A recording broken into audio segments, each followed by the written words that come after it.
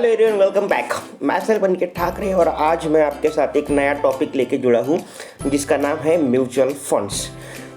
देखो, बहुत सारी क्यूरियोसिटी है हमारे अंदर की क्या है म्यूचुअल फंड्स। बहुत सालों से सुनते आ रहे हैं, टीवी पे एड्स भी बहुत सारे देखते हैं। बहुत लोगों को पता भी होगा कि एक्चुअली ये प्रोसेस कैसा है और क्या सिस्टम है, लेकिन आज मैं आपको वो सारी चीज़ें बताने वाला हूँ जो आपको पता नहीं है, क्योंकि मैं आज आपके सामने वो सारा कंटेंट लेके आया हूँ जो सेबी ने अपनी रेगुलेशन 1996 में दिया हुआ है। तो आज हम थोड़ा डिटेल में पढ़ेंगे म्यूचुअल फंड्स क्या होता है और समझेंगे उसको कि किस तरीके से ये काम करता है।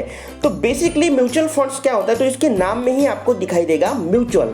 म्यूचुअल मतलब क्या होता है कि बहुत सारे लोग एक जगह पे आके क्या करेंगे, फंड्स लाएंगे। ठीक है, तो म्यूचुअल मतलब होता है बहुत सारे लोग, फंड्स मतलब पैसा, यानी बहुत सारे लोगों का पैसा आएगा एक जगह पे। अब ये क्यों आएगा? सिंपल बात है कि हम आजकल देखते हैं कि हम बैंक में जाके इन्वेस्टमेंट करते हैं, हम फिक्स डिपॉजिट वगैरह करते हैं, तो इससे हमें एक फिक्स रिटर्न आता है। तो ये बहुत सारे लोग इसमें विश्वास रखते हैं। बट आजकल क्या हो गया कि लोगों की एक्सपेक्टेशन बढ़ रही है, बट उनको शेयर मार्केट का यानी स्टॉक मार्केट का नॉलेज नहीं है। तो जिनको स्टॉक मार्केट का नॉलेज नहीं है उनके लिए ये सबसे बेहतरीन प्लेटफॉर्म है इन्वेस्टमेंट करने का। ध्यान से सुनिएगा, मैं इस वीडियो के अंत में वो चीज़ बताऊंगा जिससे आपकी फाइनेंशियल प्लानिंग अच्छी हो सकती है। ठीक है, तो जिन लोगों को क्या नहीं है, मार्केट का एक्सपीरियंस नहीं है, वो लोग म्यूचुअल फंड्स में बेसिकली उनको इन्वेस्टमेंट करना चाहिए। तो ये सिस्टम वर्क कैसे करता है आप समझते हैं। अब म्यूचुअल फंड क्या होता है, तो एक सबसे पहले यहाँ पे अपॉइंटमेंट होता है स्पॉन्सर का। ठीक है, तो स्पॉन्सर मतलब कौन होता है? तो स्पॉन्सर वो व्यक्ति होता है जो स्कीम को लॉन्च करता है, फिर म्यूचुअल फंड्स को लॉन्च करता है। अब यहाँ पे आप देख रहे हैं कि यहाँ पे आपके सामने ICICI बैंक है, स्टेट बैंक ऑफ इंडिया है, टाटा है, एक्सिस बैंक है। अब ये अलग अलग कंपनीज है। 3 बैंकिंग कंपनी आपके सामने दिखाई दे रही है और एक थोड़ी डिफरेंट है। टाटा जो है बहुत सारे सेक्टर्स में बहुत अलग अलग बिजनेसेस करती है। अब इनको ऐसा लगता है कि चलो हमारे पास बैंक को लगता है कि बहुत सारे फिक्स डिपॉजिट है या फिर उनकी मंथ ईयरली इनकम भी बहुत अच्छी है, टाटा भी बहुत कुछ कमा लेती है कंपनी, तो इनको लगता है कि हमारे पास बहुत सारा पैसा है, तो चलो इस पैसे को री इन्वेस्ट करते हैं। क्योंकि फिक्स डिपॉजिट अगर आप बैंक में करते हो तो 10 ईयर के लिए या फिर 5 ईयर के लिए होता है, उसका टेन्योर फिक्स होता है, तो तब तक आपको तो उसको फिक्स रिटर्न देना है। तो बैंक क्या करती है, इन पैसों को उठा के मार्केट में डाल देती है। तो सबसे पहले स्पॉन्सर क्या करता है कि एक स्कीम को या फिर म्यूचुअल फंड कंपनी एक अपॉइंट करता है जिसके जरिए क्या कर सके, मार्केट में जाके आपके पैसे इन्वेस्ट कर सके। अब स्पॉन्सर को एटलीस्ट 40%, ठीक है, जितने भी रुपए आएंगे उनके पास, जिनको जितना भी रुपए उनको कलेक्ट करना है, उसके 40% मनी सेबी के गाइडलाइन के अनुसार उनको उस जो म्यूचुअल फंड की स्कीम होगी उसमें लाना होगा। फर्ज कीजिए कि 100 रुपीज़ अगर इनको कलेक्ट करने हैं तो उसमें से एटलीस्ट 40 रुपीज़ किसके होंगे, 40 रुपीज़ होंगे स्पॉन्सर के, और 60 रुपीज़ वो लोगों से कलेक्ट कर सकते हैं इन्वेस्ट करने के लिए। ठीक है, तो अभी हम समझ लेते हैं कि स्टेट बैंक ऑफ इंडिया है। अब इनको कोई अगर म्यूचुअल फंड लॉन्च करना है या फिर इनको कोई कंपनी म्यूचुअल फंड की अपॉइंट करके, ठीक है, तो वो मार्केट में क्या कर सकते हैं, इन्वेस्टमेंट अगर उनको करना है तो सबसे पहले उनको स्पॉन्सरशिप लानी पड़ेगी, एटलीस्ट 40% जो खुद के पास से वो लोग इन्वेस्ट करेंगे। ठीक है, अब एक बार उन्होंने उनकी इन्वेस्टमेंट ला ली तो अब क्या करेंगे, वो लोग ट्रस्ट का एक फॉर्मेशन करना पड़ता है और वो करेगा स्पॉन्सर ही। ठीक है, स्पॉन्सर को क्या करना पड़ता है, यहाँ पे उसको ट्रस्ट फॉर्म करना पड़ता है। अब सर ट्रस्ट क्यों फॉर्म करना है, अब समझना। अब देखो, आपने बहुत सारे लोगों के यहाँ पे पैसे के इकट्ठा हुए हैं, वो है स्टेट बैंक ऑफ इंडिया के पास। ठीक है, अब मेरे को एक बात बताओ आप कि इस पैसे का मैनिपुलेशन भी हो सकता है। आपको क्या पता, अब ये पैसा आपने उनको दे दिए, कहाँ इन्वेस्ट हो रहे हैं या फिर इन्वेस्ट ही नहीं हो रहे, या फिर गलत जो पर्पस के लिए इन्होंने लिए दूसरे पर्पस के लिए भी वो यूज हो सकते हैं। और अगर इन पैसों का फ्यूचर में लॉस होता है, ये पैसे आपको प्रॉपरली वापस नहीं मिल पाएंगे इन फ्यूचर, तो ऐसे काम में ट्रस्ट आपको हेल्प करेगी। तो ट्रस्ट बेसिकली क्या है, तो एक ट्रस्ट अपॉइंट किया जाता है और उसमें बोर्ड ऑफ ट्रस्टीज या फिर ट्रस्टी एक व्यक्ति भी हो सकता है, और आजकल तो रेगुलेशन के हिसाब से मिनिमम 4 ट्रस्टी आपको होनी चाहिए, ठीक है। और उसमें से 2/3 मतलब 3 लोग अगर अपॉइंट किए हैं आपने, एग्जाम्पल है, तो उसमें से 2 लोग इंडिपेंडेंट होने चाहिए, एटलीस्ट 4 चाहिए, ऐसा सेबी का रेगुलेशन है। तो ट्रस्टी क्या करेगी, म्यूचुअल फंड की property for the benefit of unit holders के लिए होल्ड करेगी खुद के पास। यानी अगर आपके पैसों का कहीं मिस यूज अगर होता है तो वो पैसे जो है वो कहां पे रहेंगे, अगर वो पैसे आप लॉस करते हैं तो इनकी जो प्रॉपर्टी है स्टेट बैंक ऑफ इंडिया की, ये इनको टेक ओवर करेंगे और आपका पैसा आपको पूरा का पूरा रिफंड करेंगे, ठीक है। तो हमेशा आप देखते हैं कि mutual fund is investment is subject to market risk, ऐसा दिया होता है, क्योंकि रिटर्न की यहाँ पे कुछ गारंटी नहीं होती है। जिस तरीके से मार्केट बिहेव करेंगे उसी तरीके से आपको रिटर्न आएंगे। तो आपने जितना पैसा लगाया उतना अगर मिस यूज होता है तो ट्रस्ट का एक रिस्पॉन्सिबिलिटी है, ट्रस्ट आपको वो पैसे वापस कर सकती है।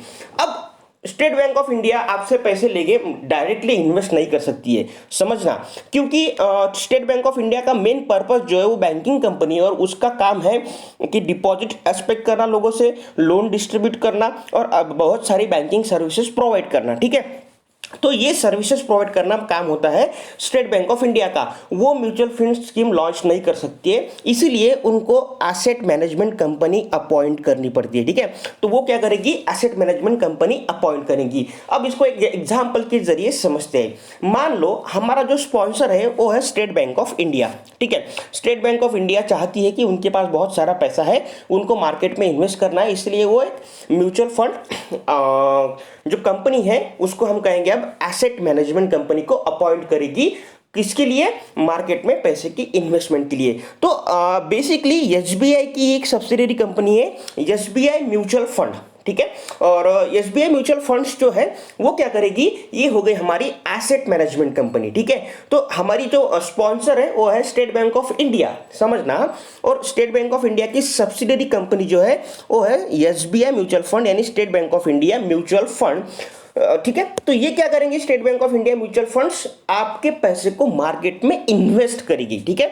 तो हम इसको कहेंगे एसेट मैनेजमेंट कंपनी, ठीक है। तो एसेट मतलब यहाँ पे हो गया हमारे जो फंड्स है, जो हमारे पैसे आए हैं वो मार्केट में अब इन्वेस्ट करना है, और ये रिस्पॉन्सिबिलिटी किसकी आएंगी, एसेट मैनेजमेंट कंपनी की, ठीक है। तो एसेट मैनेजमेंट कंपनी क्या करेगी, आपने जितने भी पैसे कंट्रीब्यूट किए हैं वो सारे पैसे के सिक्योरिटीज मार्केट से खरीदेगी, ठीक है। सिक्योरिटीज मतलब शेयर्स खरीदेगी, बॉन्ड्स खरीदेगी, डिबेंचर खरीदेगी, क्योंकि अलग अलग प्रकार के म्यूचुअल फंड्स होते हैं, अलग अलग प्रकार की स्कीम्स होती है।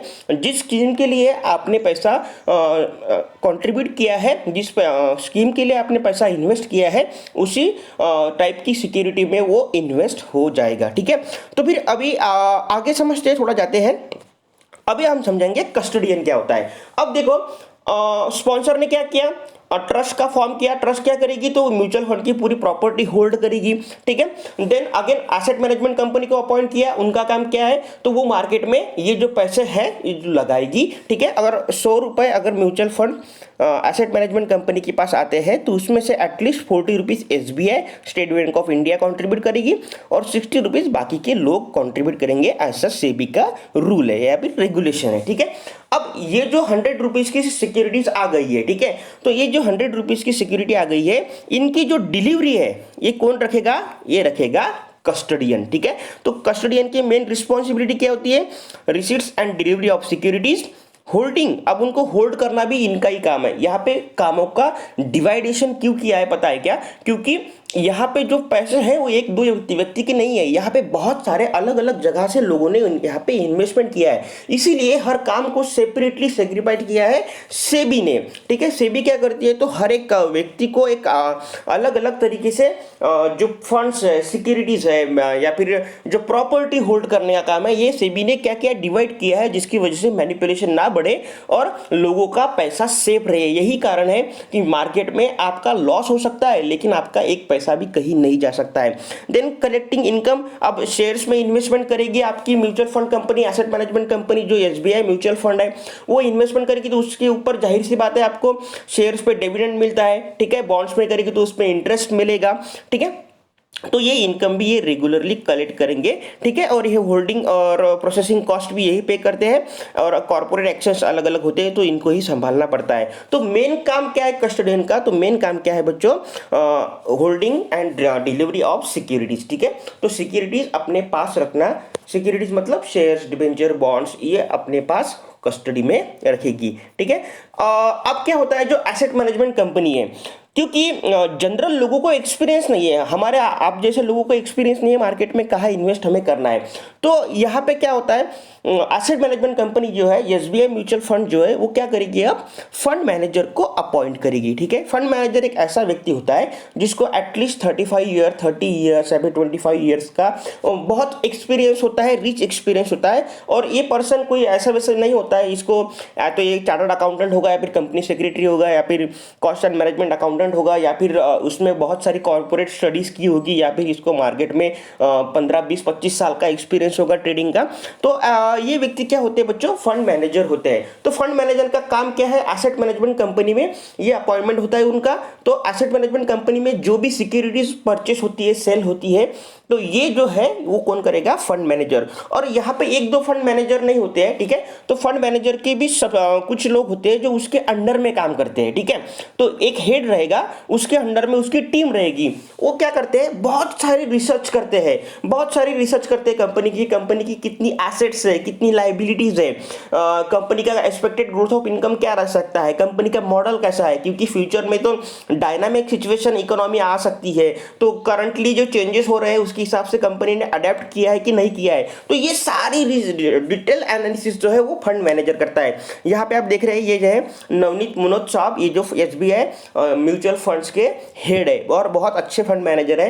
तो बेसिकली क्या होता है कि आपके पैसे अच्छे से इन्वेस्ट हो पाए और आपको अच्छा रिटर्न आ सके, इसके लिए आपको एक्सपर्ट की जरूरत पड़ती है। तो आपको करना कुछ नहीं, आपको बस एक आध स्कीम में क्या करना है, पैसे लगा देने हैं, और वहां पे asset management company fund manager को अपॉइंट करेगी और आपको अच्छे से अच्छे रिटर्न वो लाकर दे सकते हैं, ठीक है। तो ये था सारा म्यूचुअल फंड्स का एक स्ट्रक्चर। अब होता क्या है देखो, एक बार समराइज करता हूं। म्यूचुअल फंड में क्या होता है, फिर आप लोग क्या करेंगे, आपको एक्सपीरियंस नहीं है, आपको पैसे का इन्वेस्टमेंट करना है, तो आप करेंगे इन्वेस्टमेंट कहाँ पे, तो एक स्पॉन्सर रहेगा और वो स्पॉन्सर क्या करेगा, ट्रस्ट का एक फॉर्मेशन करेगा और साथ ही में एक एसेट मैनेजमेंट कंपनी अपॉइंट करेगा। आपने जो पैसे दिए हैं वो एसेट मैनेजमेंट कंपनी क्या करेगी, यानी एसबीआई म्यूचुअल फंड क्या करेगी, मार्केट में लगाएगी, आपको अच्छे रिटर्न कमा के देगी और आपको वो रेगुलरली मिलते जाएंगे। और जैसे ही एसेट मैनेजमेंट कंपनी क्या करती है, शेयर की बाइंग सेलिंग करती है, तो डिलीवरी जो है सिक्योरिटीज की वो कस्टोडियन के पास रहती है, उसकी कस्टडी में रहती है, सेफ रहती है, ठीक है। जैसे ही इसने सिक्योरिटीज सेल कर दी है, कस्टोडियन भी सिक्योरिटीज को रिलीज कर देता है। अब हम देखते हैं कि टाइप्स ऑफ म्यूचुअल फंड्स कौन कौन से हैं, ठीक है। तो यहाँ पे देखो मैंने कुछ यहाँ पे दिए है, तो आप देख सकते हैं इसको, इक्विटी ग्रोथ फंड्स, ठीक है। तो इक्विटी ग्रोथ फंड मतलब क्या होता है, तो ये शेयर्स में इन्वेस्टमेंट करते हैं और इसमें अच्छा बैलेंस इनकम आपको आता है। मल्टी कैप फंड मतलब ऐसा फंड होता है कि जो लार्ज कैप पे भी इन्वेस्टमेंट करता है, मीडियम कैप में भी इन्वेस्ट करता है, मिड कैप में भी इन्वेस्ट करता है और स्मॉल कैप में भी इन्वेस्ट करता है। यानी मल्टी कैप फंड एक अच्छे होते हैं। अगर आपको आपका इन्वेस्टमेंट का नजरिया 25 या फिर 20 साल अगर होता है, तो या फिर 15 साल भी अगर होता है, तो आप मल्टी कैप फंड में इन्वेस्टमेंट करो, क्योंकि आपको यहाँ से अच्छी रिटर्न आएगी, ठीक है। तो मल्टी कैप, अब लार्ज कैप का क्या होता है, मिड कैप क्या होता है और स्मॉल कैप क्या होता है, समझ लेते हैं, ठीक है।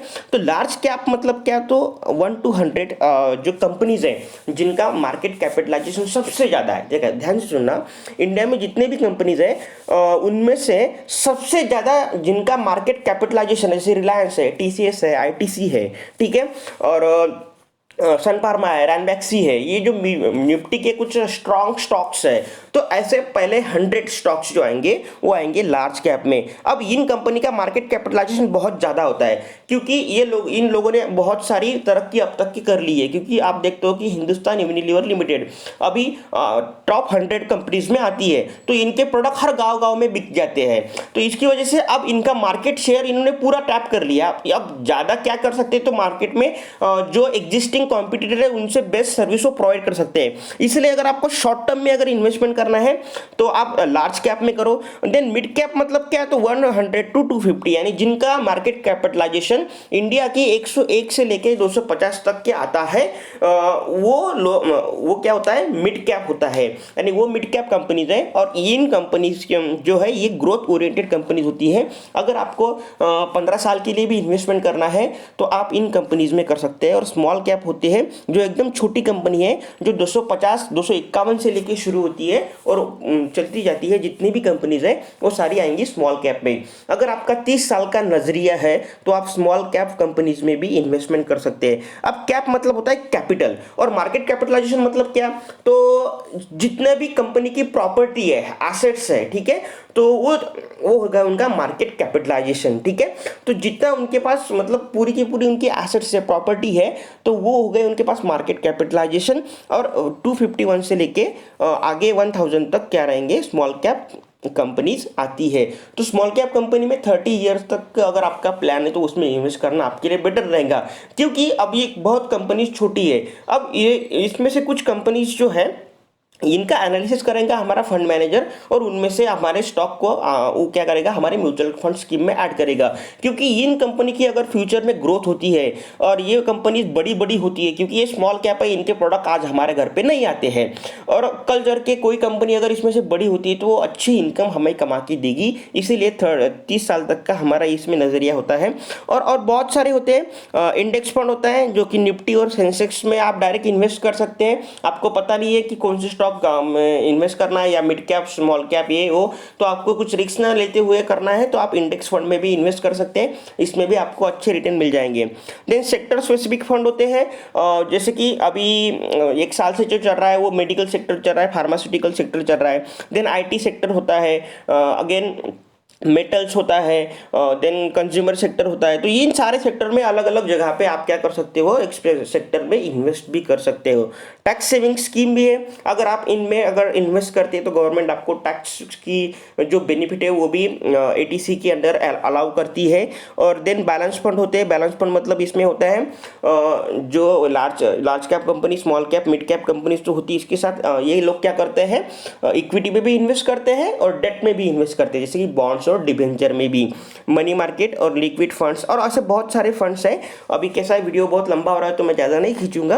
तो इन अलग अलग होती है, और ये मैंने जो आपको बताया है अभी इन्वेस्टमेंट का जो नज़रिया आपका, ये एक रिकमेंडेशन मत समझिए। अगर आपको करना है तो आप प्रॉपरली, अगर आपको आपका इनकम बढ़ाना है तो प्रॉपरली आप एक फाइनेंशियल एडवाइज़र के पास जाइए, उनकी सलाह लीजिए, क्योंकि वही आपको अच्छा गाइड कर सकती है। मैंने बस आपको एक व्यू दिया है कि इस तरीके से हमें करना है। ठीक है, तो अगर वीडियो अच्छा लगा होगा तो लाइक ज़रूर कीजिएगा और अपने दोस्तों के साथ भी शेयर करिए, और ऐसा ही नॉलेज मैं आप तक के पहुंचाता रहूँगा, तो इसलिए मेरे चैनल को भी सब्सक्राइब कर दीजिए। Thank you so much for watching this video. Thank you so much.